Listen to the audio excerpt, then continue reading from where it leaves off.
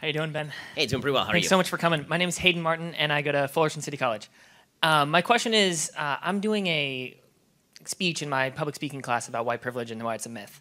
Mm-hmm. And when I brought up this topic in class, everybody just lost their mind. Yeah. And they said, you can't talk about it because you're white. And it's, how do you respond to that? I mean, the first thing I would say is check your privilege. Right? I mean, why don't I get to say it because I'm white? Are you a racist? Is the argument less valid because I'm white? I argue with the argument as opposed to arguing with the color of my skin. It seems a little bit racially discriminatory that you're not allowed to speak based on the color of your skin. Either the argument is good or the argument is bad. How about this? How about if I get a black friend to come in and I hand them the text of my speech and she reads it? Then is it a better argument? Okay, thank you.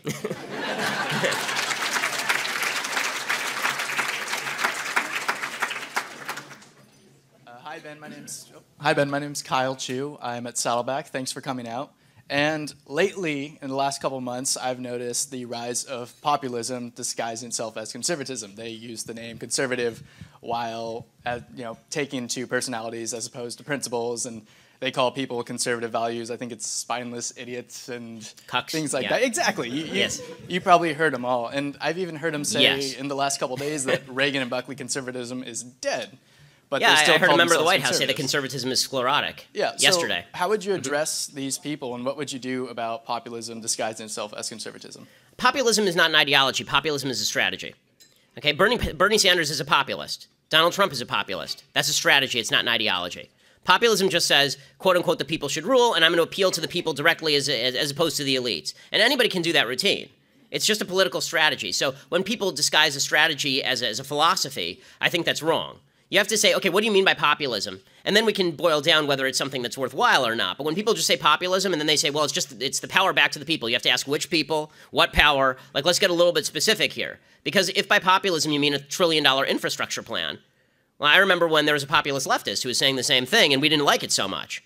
Right? So, but if by populism you mean that you want to cut down regulations because you think that people are being beaten down in West Virginia by energy regulations, that's a different sort of populism. So you need to tell me what policies you're espousing. Populism is not a philosophy. So when people say a nationalist populist philosophy, what they're really talking about is they're trying to put an intellectual veneer on a basket of policies that don't really have a coherent through line except for we want to build big stuff, government is good when we say it's good, it's not so good when we don't say it's good, and all the rest. That doesn't mean that everybody who calls themselves a nationalist populist isn't a conservative. It doesn't mean that people who are nationalist populist in the White House aren't going to pursue some conservative policies. There's certainly crossover with conservatism in certain areas. But the idea that nationalist populism, and the reason I say this is because I get this a lot, that it means the Constitution is defunct. Right? The constitutional conservatism is old, it's over, it's been replaced by something else. Eternal principles don't die just because somebody won. Okay, they didn't die because of Obama. They're not going to die because of Trump. And, I think that, frankly, Donald Trump is being converted to some of the conservative principles by the people around him, or at least I hope he is. I think a lot of people in this room hope he is, right? And that's why a lot of people voted for him. So, again, when people say that conservatism has to be replaced, the question is with what? And the question is why?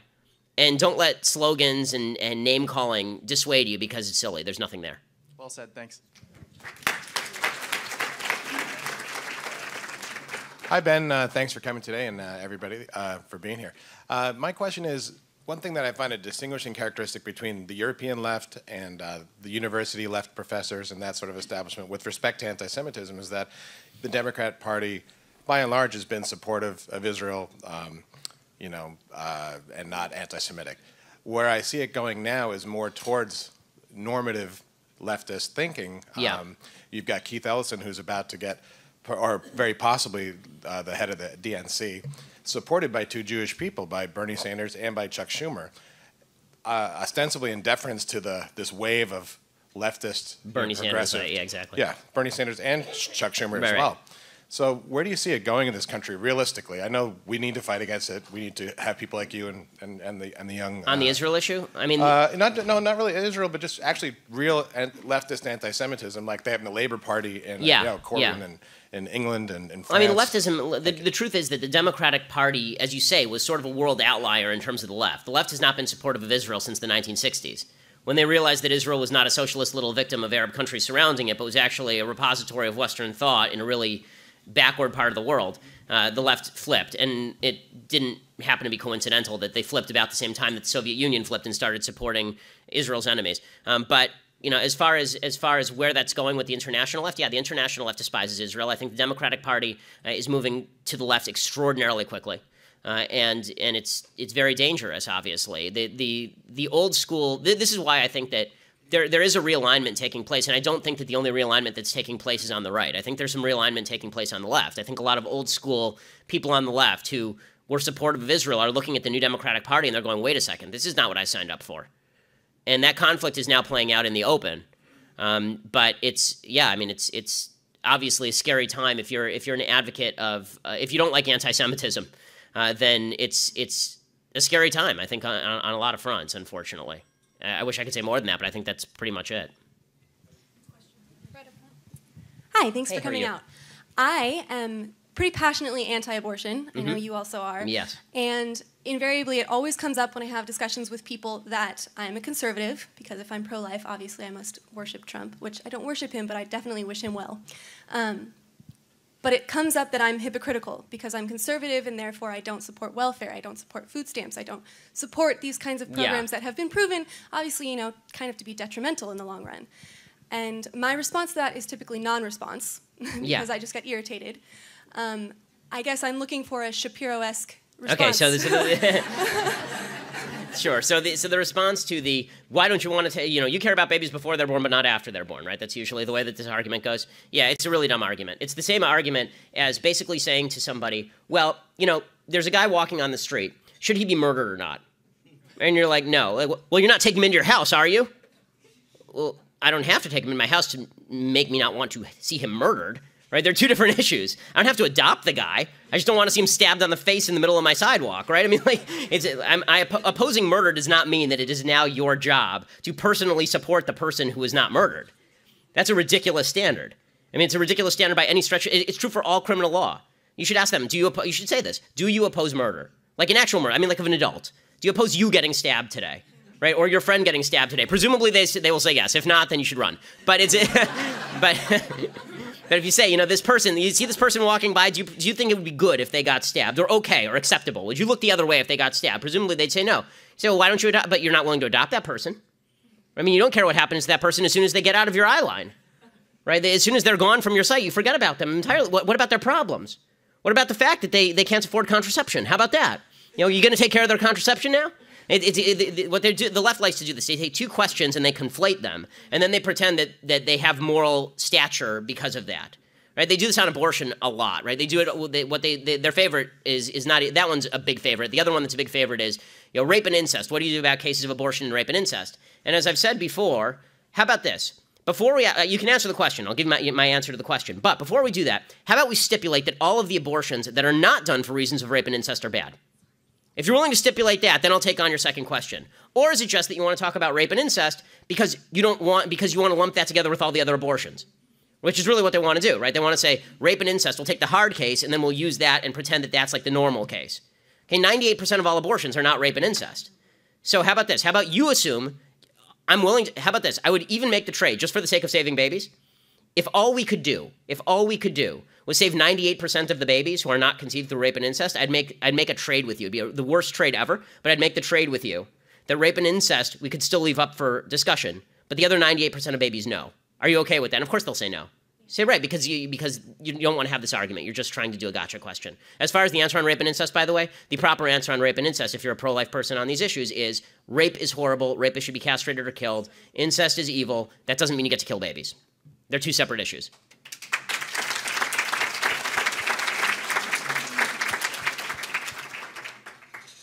YAF is doing a great job of going on the campuses and giving an alternative to the students on the campus to new ideas differently and well presented.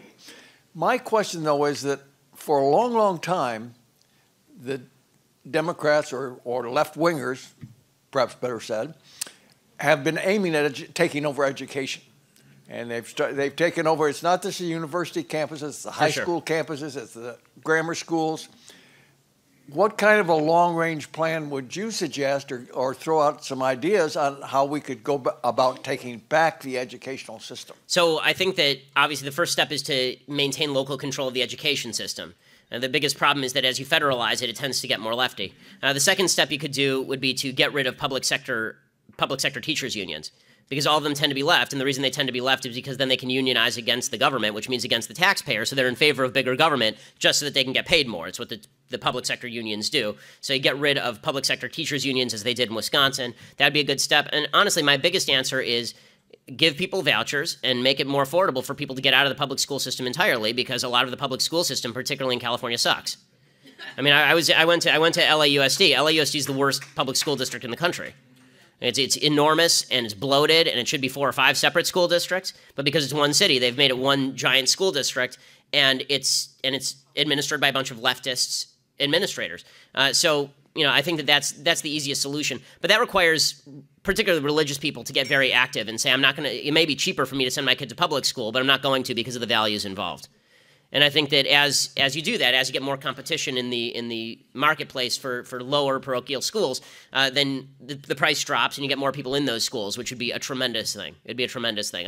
I'm not a fan of our public education system, and I think that it's great that you have it as long as it's locally controlled and not federally controlled or even state controlled. It should be really, really locally controlled. But if you can't have that, then you should have a private school that people can go to. And I think it's a really worthwhile endeavor. If you have a lot of rich people in this room, it's a worthwhile endeavor to try and sponsor scholarships, particularly for example, inner city students to stop going to local public schools, which really are terrible and indoctrinate people in leftism, and to instead be able to go to better private schools. Hi. Sorry, I get a little nervous, but because I'm a little nervous because you really impressed me on Tuesday. It was the first time I heard you speak, so that was a great speech. Oh, no worries, thank you. But I currently plan on running for the Senate of UCSB's Associate of Students to the Government. Mm-hmm. And one of my goals is if I'm elected to start to work on reversing the leftist trends that have been going on campus and making UCSB a more open campus where ideas can be expressed more freely, mm-hmm. and where it's not dominated by just leftist doctrine. Okay. Do you have any specific advice or strategies on how to do that without being too ideological, as in being without being too specifically partisan? Yeah. I mean, I think that the best way to do that is to propose general rules that also happen to apply to conservatives. So there should be a general rule at all these campuses that the administration should not be able to tell police officers not to remove protesters. Like, this has been a big thing. It didn't happen at UCSB, thank God, but we've had a bunch of situations where administrators have told police officers not to remove protesters on campus, or they'll shut down the event. That actually happened at University of Wisconsin, so we had all these idiots actually line up in front of the room to protest for like 15 minutes, and when we asked the cops, why don't you just take these people away to the loony bin, instead they suggested, they said if we shut them down, we have to shut down the entire event. So I think that a good measure would be to say, just as a general rule, no one shuts down events. If you try to shut down an event, you're immediately booted. When it comes to student funding, the truth is that at a state school like UCSB, it's a violation of the First Amendment for viewpoint discrimination to be the rationale for shutting down any event. And we've tried to launch lawsuits along these bases on various campuses, including CSULA. Whether or not the judge was into it is another question. But I think that that's a good place to start. As far as fighting back against some of the more leftist policies that are open, so for example, a lot of these campuses try to vote for divestment from Israel, as an example, for no reason. It's like they're a bunch of students here and they divest from Israel like anyone cares. What you should, I think the best counter to that is you should lead a divestment movement against Iran. Right, and say, like, why is it that you won't back a divestment movement against Iran, but you'll back a divestment movement against Israel? Oh, right, it's because you hate Jews. Which is the actual reason, right?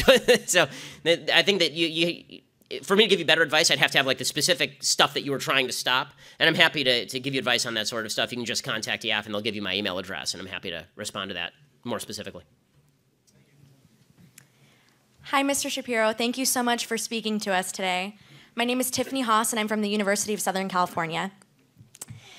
As you mentioned in your speech, we've seen the rise of safe spaces on our campuses. In some cases, universities will bring in psychologists to these meetings and they'll notate how students are feeling, anxious, scared, or panicked after seeing a conservative speaker. Mm-hmm. I specialize in that, yeah. I actually get kickbacks from the psychiatrists. It's a very lucrative business. Considering your legal background, do you think that this so-called evidence can substantiate the silencing of conservative voice? No, and I don't think that most of these campuses actually, the truth is that when we speak on most of these campuses, the administrators are generally pretty good about trying to facilitate. They kind of stop us in small ways, but as a general rule, it's very rare that a campus will be like DePaul and just shut it down because the kids, because the snowflakes melted. But when, as far as the idea that kids' feelings are hurt, and welcome to the real world. If you're feeling, this is my catchphrase, right? I'm like a TV character. I have my own catchphrase. My catchphrase is facts don't care about your feelings. And unlike some people who speak on campus, my goal in speaking on campus is not specifically to offend people. The easiest thing in the world is to offend easily offended people. I mean, it's very, very simple. I mean, going on campus, it's always the stuff that goes viral. It's like, ooh, snowflake triggered. Okay, honest to goodness, if you drop a pencil near these people, they flinch. It's the easiest thing in the world. So whenever you see somebody, oh, wow, he's a star because he made some leftist cringe. Okay, if I say he to a man, a leftist cringes. So it's not difficult. But what is troubling is the tendency to, as you can tell from my speeches. When I go on campus, I actually reel off stats and figures. And when people ask me questions, I cite specific legal cases. And I try to be as specific as possible about the factual evidence that I provide. If they're offended by that, that's their own damn problem. And if they want to be offended, and that's their choice, because you can choose to be offended or not. If you want to be offended by what is clearly non-offensive language, then good luck to you in the real world where no one cares. I mean, try that on your employer. They come in and give you an assignment in the morning, you go, oh my God. You're going to be out on your ass the next day. And you should be. You should be fired immediately for that kind of crap. So I would hope that our schools would start, actually providing the necessities for holding a job in an actual society as opposed to being diversity studies coordinator at USC. Thank you. Well, hello, Mr. Shapiro. Thank you for coming. And I really hope you come to UCSB more and Santa Barbara in general. We really appreciate you here. So I kind of have a I love Santa Barbara, although I will say I was walking along the train tracks here and there was some crazy guy talking to himself and I thought, what is Harry Reid doing here?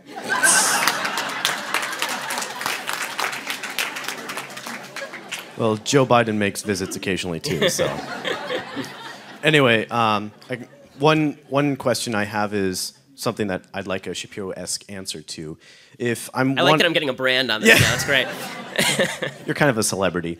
So if I want to start a conversation on the Affordable Health Care Act, and I start talking about why it's crippling certain people, how do I respond when the first thing they say is, well, you know what, I would be dead without Obamacare. I would be dead, my child would be dead, and if you want them to die, something along those lines. Yeah, the other question I have is, I think there's something like less than a third of millennials are conservative, and even less than that, millennials are evangelical. Something like 96% don't even have that claim they're evangelical don't even have a biblical worldview. So as someone that was brought up with the traditions of Israel, I'm sure you have insight as to how much stronger is the religious persecution on leftist campuses? Yeah, I mean, it's not easy to be a religious person on campus. I'll answer the second question first. It's not easy to be a religious person on campuses because you're perceived as stupid. I mean, the nice thing is if you do, once you go to Harvard Law School, they can't say that anymore. But but you get that a lot, right? It's the idea that you're a dummy for believing in religion. And the truth is, all of Western civilization is based on a Judeo-Christian value system. It hasn't sprung up anywhere else. I mean, there are tons of cultures all over the globe, and none of them have the kind of civilization America does. And America, by the way, is still significantly more religious than Europe, which is not coincidentally one of the reasons why we are significantly more powerful than Europe. So when they say that you're a fool for believing in God, the truth is that belief in God is belief, right? You have to take a leap of faith. It can't be proved. It can't be something. It's not something that you can make a scientific hypothesis and then fulfill that hypothesis. But atheism can't be proved either. And there's no way to prove these sorts of intangibles. And what that means is that you can either choose to at least acknowledge. What I would say to people is, look, whether you believe in God personally is your own business. It is. I don't really care particularly. As a religious person, I care about your soul, but as a political person, it's your own business. I don't care. But as a society, when we fail to acknowledge the value of Judeo-Christian religion steeped in the idea that every human being has equal worth under God, you end up very quickly devolving into a socialism that ends up demeaning human beings individually. Because there's never been a place on earth that wasn't like that. The fact is that the collective takes over. People worship. People are made to worship. And we will either worship God or we'll worship the state. Or we'll worship ourselves. Right? Those tend to be the three choices. You're either a libertine, or you're a communist, or you're a conservative. Those are sort of the three choices. So, I think that when it comes to defending religion, it's easier to defend the system of religion than particular religious belief because we all have different religions, we all have different religious beliefs. Even among Orthodox Jews, there's a lot of diversity of each individual has their own relationship with God, and you can't argue anybody else into your relationship with God. What you can say is, here is something that is unquestioned and undoubted. Judeo-Christian religion has created the foundation for the greatest civilization in the history of mankind, and ripping away the foundations of that civilization on behalf of a philosophy that really has never built anything without those roots in Judeo-Christian. Atheism, modern atheism has its root in Judeo-Christian religion. It does. It doesn't exist in the Islamic world, right? Modern atheism, the freedom to be an atheist, only exists in the West. It only exists in the Judeo-Christian world. The freedoms that the left bases its whole worldview on are within a milieu that was created by a religion it despises. You can't just take a battering ram to the foundations of civilization and hope the superstructure stands. So that's my answer as far as God. As far as the first question about the Affordable Care Act and when people cite tragedy, I mean, first of all, I think that the first answer you should give, because it takes them back, is, first of all, what's going on with you? Please tell me. Please tell me, what's your health problem, and tell me the health problems that you're experiencing, and is there any way that I can personally help? Right? I mean, because here, what they're saying is you're unsympathetic. That's really their argument is not an argument. Their argument is an emotional appeal. They're not arguing that the policy is better. They're arguing the policy is better for me. Okay, I can't argue that the policy is better for you because it might be better for you. Right? If I confiscated all wealth in the United States and gave it to that person, presumably that policy would be better for them. It wouldn't be great for everybody else. And this is why there's a book that's recently come out about empathy in politics, and says that empathy in politics is actually extraordinarily harmful. Because when you put yourself in the other person's shoes, you only care about the other person. You forget about the millions of other people that it affects. And so you saw this at the town halls. I talked about this, I think, 2 days ago on my podcast. If you looked at these town hall events, people were doing this. They would go out to these town halls. My husband is dying, and if you take away my Medicare, he's going to die, right? And you see Tom Cotton on stage, and what's he supposed to do? I say, good, your husband should, he's not going to say your husband should die, right? And so it turns into this kind of mushy thing. The best answer to that is, how can I help you personally? Can I bring your case to my church? Can I bring your case to my synagogue? Can we put a GoFundMe online? How can we get money to help you, right? How can we help you? And now let's talk about the policies that help the vast majority of people. Let's talk about the policies that don't confiscate wealth from people or restrict their health options. Let's talk about the policies that are based on individual freedom and not based on just what you need. I'm happy to help you out as an individual, but you can't make policy based on that. Ben?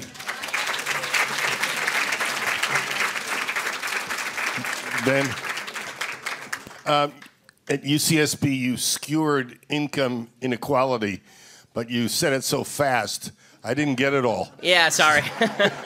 So would you repeat it, please? Not to be insulting to anybody who's above the age of 60, but one of the reasons a large part of my audience is under the age of 40 is because I speak at 76 RPM. What I said about income inequality is a few things. Number one, the idea that the people who are very, very rich somehow stole from the people who are very, very poor, and that's why they're very, very rich is stupid. Poor people are poor and don't have lots of money to steal.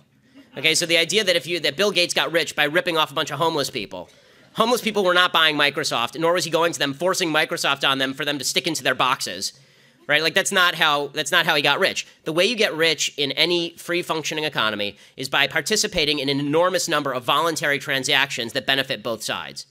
You should care about the question of poverty. You shouldn't care about the question of income inequality. You should care about how do we make poor people rich, not how do we make rich people poorer so that everybody's at the same level. Because that's just you being jealous. That's just you not liking the guy's house next door because it's bigger than your house. And look at that, he has a big house, I have a smaller house, maybe I'll just go rob his place. Right? That's not moral, and it's not decent, and it's also not true. The fact is that while the left decries income inequality, the evils of capitalism, since 1994, the world extreme poverty rate has been sliced in half by increased capitalism and by free markets. Right? I mean, the free markets that are now being bashed left and right, those free markets are the greatest innovation in the history of humanity when it comes to the economy. It's why you have nice stuff. It's why you're not sitting in your backyard right now crafting your own handmade tie from a sheep that you had to shear yourself. I mean, I thought there's a great thing. I mean, just there's a little bit of a caveat on trade.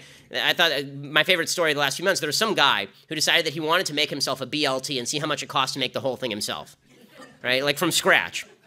So he actually went and he bought a cow, and then he like killed the cow, and he went out and he got a pig, and he went out and he milked and he made the cheese. He went out and he grew some wheat, and then he milled it, right? This whole thing. It cost him $1,600 to make a BLT, and it took him 6 months, right? You can go down to your local restaurant and get a BLT for $5 because of global trade and because freedom of income. And the fact is that when people talk about income inequality, what they're really saying is they don't understand how money works. They think that if there's two people in a room, one person with $5, one person with $1, the person with 5 stole from the person with 1.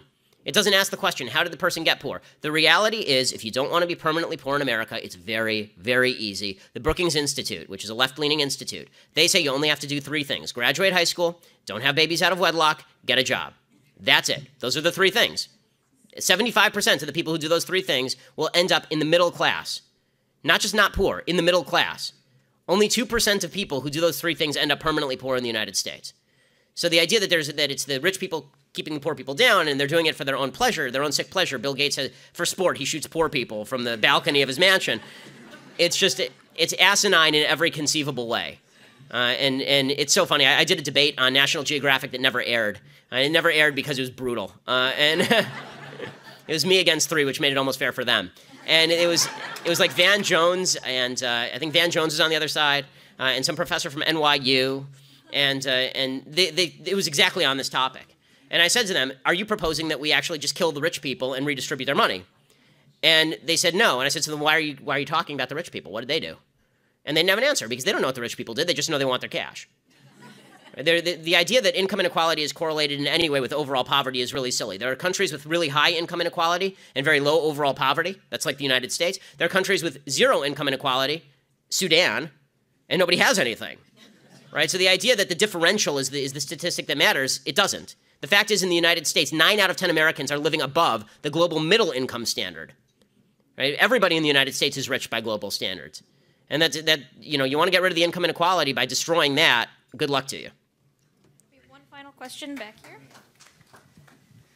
Hello, Mr. Shapiro. My name is Andrea, and I am a Cal State LA student. Yeah, good luck to you. I'm actually originally a Northern Californian.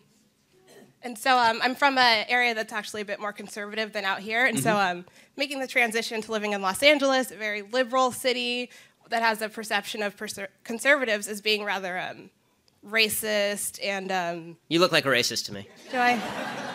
I know, I'm the only one here. Oh, my gosh. So I guess my question is, where does this perception come from in a lot of like urban communities or more diverse communities that people who hold conservative values are racist? I mean, I think that the perception comes from a consistent drumbeat since the 1960s that anybody who opposes bigger government is racist. Here's a government program, and we're designing it for inner city people of minority ethnicity specifically. I mean, this is sort of how LBJ used to talk, actually. And anybody who opposes that obviously opposes the aspirations of minority people. Or we're in favor of affirmative action that helps black people. Look at these crazy conservatives; they're not in favor of affirmative action. The only reason not to be in favor of affirmative action is because you're a racist. So it's very easy to call people against a group by suggesting that they oppose a policy that benefits a particular group. And that's, I think, what the left has done. They've said, here's a particular policy, it benefits this specific group, and now if you oppose that policy, it's because you hate that group. Well, what if I just oppose, in general, group-specific policies, right? Which is what conservatism is. Conservatism says, you don't get special treatment if you're white, you don't get special treatment if you're black, you don't get special treatment if you're anything because you're an individual human being and your race shouldn't matter. And the left says, that's racist. And you say, well, wait, why is individualism racist? And the answer is because they don't see people in terms of individuals. So there's this great disconnect. You say individual, and somebody on the left looks at you, and the first thing they think is black person. They don't think a person with a mind. They don't think a person with their own political viewpoint. They look at me, and the first thing they say is Jew, right? Really, because which is why, I mean, when I did a book called Primetime Propaganda about the TV industry, and I was able to get all of these leftists on record about how they keep right-wingers out. Why did I lie? I didn't lie to them. I told them my name was Ben Shapiro. I went to Harvard Law School. And they immediately assumed Jew in LA got to be left. right? Because they judge me on the basis of group identity. The left breaks people down into group identities, and so it is anathema to them that you could be an individual with your own perspective on the universe, and you ought to be treated as an individual. And it's very easy to get people sucked into that, because the truth is that all human beings are to a certain extent tribal. Everybody is tribal. The less tribal we are, the better we are as human beings. I think that that's sort of the goal of religion generally. I mean, unfortunately, religious tribalism happens too, but I think that the goal of Judeo-Christian religion has been the universality of values, the goal of Western civilization, certainly the goal of America. The goal of America is that we are a nation based on a creed. There's been a lot of talk lately about nationalism. What does nationalism mean? Nationalism and patriotism, to me, mean what makes America great is the creed upon which we're based, not the color of the skin of the people here or the place they were born. That creed is what makes us a better country. It's what makes us worthy of God's favor. The left opposes that creed. The left doesn't believe that we're all individuals and that we all ought to be treated as individuals. And if you treat people as individuals, it's a blank spot for them. It's why if you say to people you're a conservative, they will actually say things like, well, then you're not legitimately black.